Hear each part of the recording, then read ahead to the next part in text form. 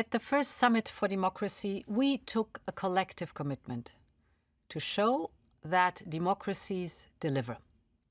And indeed, the European Union has delivered in response to Russia's inhuman and unjustified attack against Ukraine.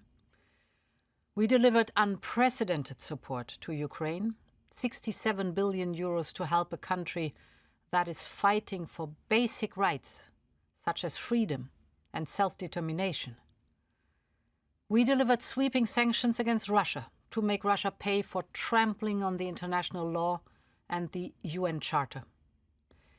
And we delivered emergency aid to vulnerable countries hit by Putin's food and energy war.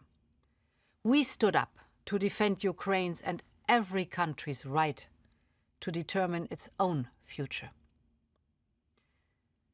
But democracy isn't only challenged in the battlefields of Ukraine.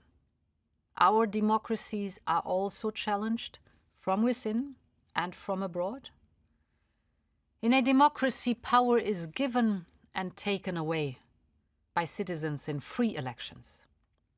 We settle our political differences at the ballot box. But for democracy to work, there has to be trust.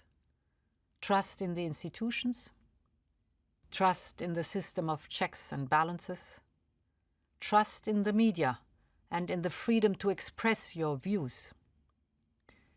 When people lose trust, that's when democracy is imperiled. The opponents of democracy know this. They are spreading lies, planting conspiracy theories, and poisoning our public debate. They want to undermine the trust in democratic institutions. They are abusing the very freedoms we strive to uphold, to deceive and manipulate. But we are fighting back.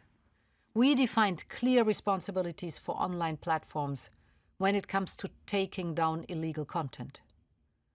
We put forward a Media Freedom Act to protect media pluralism and independence.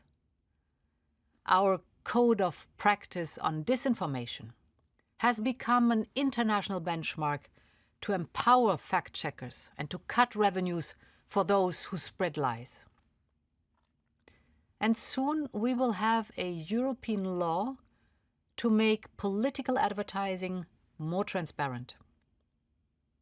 The opponents of democracy want to muddy the waters.